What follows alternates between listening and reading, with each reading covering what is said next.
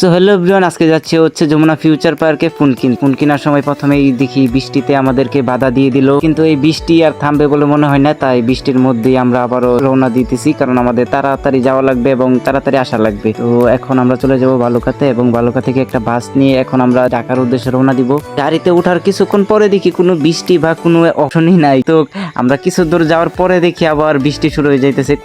আমাদের সাথে কি হইতেছে আমি কিছুই বুঝতেছি না। কিছু রাস্তা বৃষ্টি থাকে, আবার কিছু রাস্তা বৃষ্টি নাই। আমরা দুইজন একসাথে গাড়িতে বইসা ভাবতেছি যে কখন যাব, কখন ফোন দেখবো। মানে অনেক দিনের শখ অপেক্ষা করতে করতে আমরা চলে আসছি হচ্ছে আমাদের বিমানবন্দর থেকে কিছু সামনে আমরা খিলক্ষেত নাইমা যাই। তো এখন এইখান থেকে আমরা একটা অটো বা সিএনজি খুঁজবো এবং ওইটা দিয়ে আমরা যমুনা ফিউচার পার্ক পর্যন্ত যাব। তো আগে খুঁজি, কিছুক্ষণ খোঁজাখুঁজির পর আমরা একটা সিএনজি পেয়ে যাই এবং এটা দিয়ে আমরা যমুনা ফিউচার পার্ক পর্যন্ত চলে আসি। এখন আমাদের কাজ হচ্ছে যে চারতলায় যাওয়া লাগবে, যেখানে সকল ফোন বা ওই অ্যাক্সেসরিজ গুলো আর কি পাওয়া যায়। সো কিছুক্ষণ পর আমরা চলে আসি হচ্ছে আমরা চারতলায়, যেখানে আমাদের সকল বা যেখান থেকে আর কি ফোনটা নেবো। তো কিছুক্ষণ ঘোরাঘুরি করি যে দোকান থেকে নিলে ভালো হয়। সো কিছু দূর যাওয়ার পরে দেখি অ্যাপেলেক্সের শোরুম, যেটা ওইখানে আর যাওয়া হয় নাই। তো এখন চলে যাচ্ছে হচ্ছে ডেজেলে যাওয়ার সাথে সাথে আমরা যে ফোনটা আর কি চয়েস করে বাড়ি থেকে আসছিলাম ওইটাই পেয়ে যাই। তো আর বেশি খোঁজাখুঁজি করা লাগে নাই। তো সবকিছুই যেহেতু আগে থেকেই ঠিক করা ছিল, তো প্রথমে আমরা আনবক্সিং করে ফেলি এবং পেমেন্টগুলো ক্লিয়ার করে যা সেটিং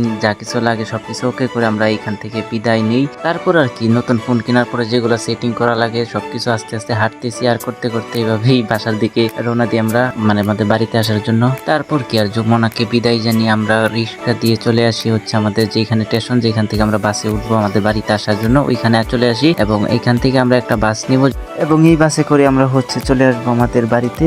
এখন আর ঝামেলা নাই, বেজাল শেষ। রাস্তায় আন্দোলন থাকার কারণে আগেই নেমা যায় এবং হালকা নাস্তা করে বাসায় চলে আসি। এই ছিল আজকের ভিডিও। আল্লাহ হাফেজ, সবাই দোয়া করবেন আমার জন্য।